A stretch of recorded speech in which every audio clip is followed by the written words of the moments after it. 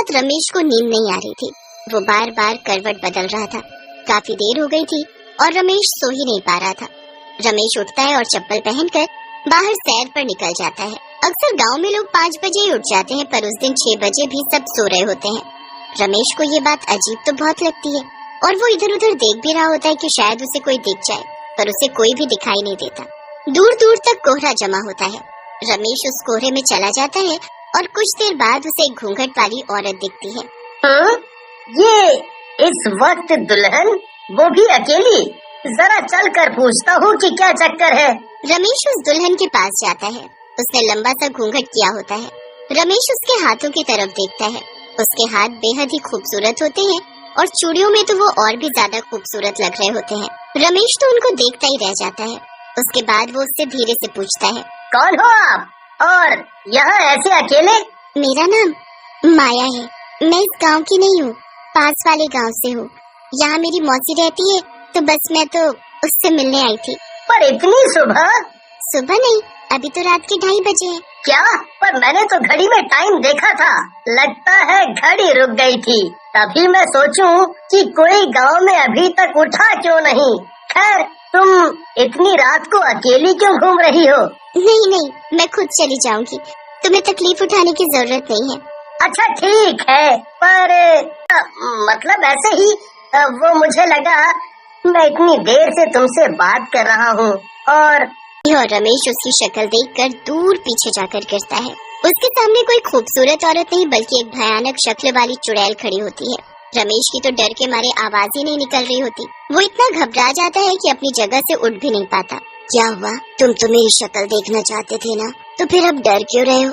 मेरे पास आओ, आओ मेरे पास, फिर तुम्हें मुझसे बिल्कुल डर नहीं लगेगा। नहीं नहीं, मुझे जाने दो, मुझे जाने दो। जो एक बार मेरी शक्ल देख लेता है फिर हमेशा के लिए मेरा हो जाता है। अब तुम कहीं नहीं जा सकते, अब तुम मेरे हो, सिर्फ मेरे। चुड़ैल अपने हाथों से इशारा करते हुए उसे पास बुलाती रहती है। रमेश चुड़ैल की तरफ देखता ही रहता है और धीरे धीरे उसका दिमाग उस चुड़ैल के वश में हो जाता है। चुड़ैल बड़ी खुश होती है और जोर जोर से हंसने लगती है। अब आएगा मजा। वो और तुरंत वहाँ से गायब हो जाती है। रमेश को कुछ होश नहीं होता। वो अपने घर जाकर बस सो जाता है। अब अगली सुबह रमेश की माँ उसे उठाती है। उठ बेटा, आज हमें लड़की देखने जाना है। रमेश उठकर नहा धोकर तैयार हो जाता है। उसके बाद वो लड़की के घर जाते हैं। लड़की सबको बड़ी पसंद होती है, पर रमेश उसकी तरफ देख भी नहीं रहा होता। रमेश की माँ उसे कोहनी मार कर लड़की की तरफ देखने का इशारा करती है। अरे लड़की को तो देख, फिर हम तेरा रिश्ता इससे पक्का करें। रमेश का दिमाग अभी भी चुड़ैल के वश में होता है। वो ये क्या हरकत की है तूने?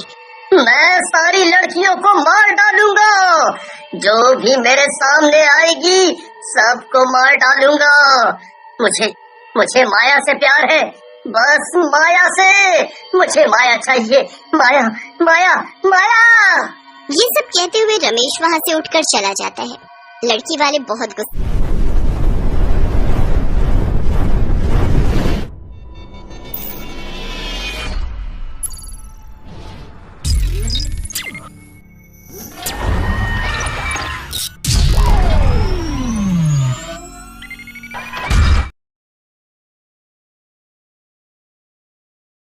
होते हैं। रमेश के माता पिता उनसे माफी मांगकर घर वापस आ जाते हैं। घर पर भी रमेश माया की रट लगाए होता है। उसके माँ बाप को समझ ही नहीं आ रहा होता कि आखिर ये माया है कौन। दूसरी तरफ माया गांव में घूम रही होती है। फिर उसे बस स्टॉप पर एक लड़की चुड़ैल उसे देखकर मुस्कुराने लगती है और फिर उसका पीछा करती है। ऐसा क्यों लग रहा है कि कोई तो है मेरे पीछे? मोहित एकदम मुड़ता है तो उसके पीछे वो चुड़ैल चल रही होती है। मोहित पहले तो घबरा जाता है, पर फिर वो उससे पूछता है कि वो यहाँ क्या कर रही है। चुड़ैल उसे भी एक झूठी कहानी सुनाकर अपनी बातों में फंसा लेती है। मोहित पूरे रास्ते उससे बातें करता जाता है, पर आखिर में वो भी वही गलती कर देता है जो रमेश ने की थी। क्या आप? बात है तो मैं अभी तुम्हारी ये इच्छा पूरी करती हूँ। मोहित के इतना कहते ही चुड़ैल मोहित वही जमीन पर गिर जाता है। मोहित अपने आप को उठाकर वहाँ से भागने लगता है कि चुड़ैल उसे एक हाथ से ऊपर उठा देती है। जो एक बार मेरा घूंघट उठवा देता है वो मेरा हो जाता है। अब तू मेरा है, मेरा। देख मेरी आंखों में, देख। मोहित चुड़ैल की आंखों में देखता है तो उसे कुछ होने लगता है। वो भी चुड़ैल के वश में हो जाता है। चुड़ैल उसे ऐसे ही वापस जमीन में पटक देती है। उसके बाद वो जोर जोर से हंसती है और अपना घूमती है। मोहित अपने होश में नहीं होता और उठकर सीधा अपने घर की ओर चल देता है। ये सब कुछ दूर खड़ी शीतल देख रही होती है। शीतल मोहित की पड़ोसन होती है जो देर रात किसी जागरण से वापस आ रही होती है। ये सब मैं क्या देख रही हूँ? हमारे गांव में चुड़ैल है, वो भी घूंघट वाली चुड़ैल। मुझे इसके बारे में कल ही गाँव वालों को बताना होगा। अगले दिन शीतल बहुत बीमार पड़ जाती है और उसे कुछ होश ही नहीं होता। शीतल जितने दिनों में ठीक होती है उतने दिनों में वो चुड़ैल जाने कितने लोगों को अपने काबू में कर चुकी होती है। जिस दिन शीतल को होश आता है वो जल्दी से उठकर बाहर जाती है। सामने का नजारा देख उसके होश उड़ जाते हैं। कुछ लड़के, ये सब क्या हो रहा है? मुझे सबको बचाना होगा। अरे बेटी, कहाँ मौत के मुंह में जा रही है? पर ये सब हो क्या रहा है हमारे गाँव में? पता नहीं हमारे गांव के मर्दों को क्या हो गया है। वो बस किसी भी औरत को देखते हैं तो गुस्से में आकर उसकी जान लेने पर उतारू हो जाते हैं। यहाँ तक कि मेरे बेटे ने कुछ दिन पहले एक लड़की जिसे हम शादी के लिए देखने गए थे उस पर ही हमला कर दिया। उसके बाद वो मोहित है ना, उसने गाँव की एक लड़की का गला दबा दिया। वो तो अच्छा हुआ उसकी माँ सही वक्त पर आ गई और उसे बचा लिया। बहन बेटी को छोड़ ये मर्द किसी भी औरत को मारने पर उतारू है। मुझे पता है ये लोग ऐसा क्यों कर रहे हैं। ये सब वो घूंघट वाली चुड़ैल का काम है। मैंने देखा था उस रात खुद अपनी आंखों से। उसने मेरे सामने घूंघट ऊपर किया और उसकी चुड़ैल शक्ल मैं अभी तक नहीं भूल पाई। उसने मेरे सामने मोहित को वश में किया। मैं घर आकर किसी को कुछ बता पाती कि मैं खुद ही ऐसी बीमार पड़ी कि मुझे आज होश आया। पर अब हमें उस घूंघट वाली चुड़ैल को पकड़ना होगा और सब कुछ ठीक करना होगा। तो चलो अभी गाँव के पंडित जी के पास। दोनों जल्दी से पंडित जी को उस चुड़ैल के बारे में बताते हैं। क्या उसका इंतजाम करना कोई आसान काम नहीं है। वो चुड़ैल हमेशा की तरह आज रात भी घूंघट में बाहर निकलेगी। बस तुम्हें कैसे भी करके उस औरत के पल्लू का कोना काट कर लाना है।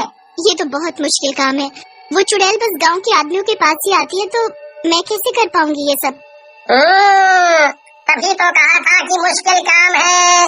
पर अगर गांव को उस घूंघट वाली चुड़ैल से बचाना है तो ये तो करना ही पड़ेगा। शीतल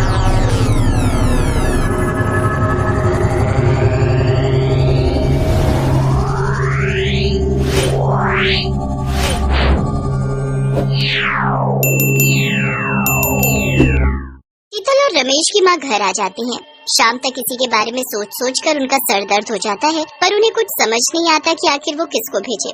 कोई भी चुड़ैल का नाम सुनकर जाने को तैयार ही नहीं होता। फिर शीतल के दिमाग में एक आइडिया आता है। वो और निकल जाती है आधी रात को उस घूंघट वाली चुड़ैल की तलाश में। डर तो उसे बहुत लग रहा होता है पर वो हिम्मत करके चलती जाती है। काफी देर बाद उसे वो घूंघट वाली चुड़ैल मिल जाती है। वो शीतल के पास आकर उससे बातें करने लगती है। मेरा नाम हरिया है। मेरे पेट में दर्द हो रहा था तो बस मैं टहलने निकला था।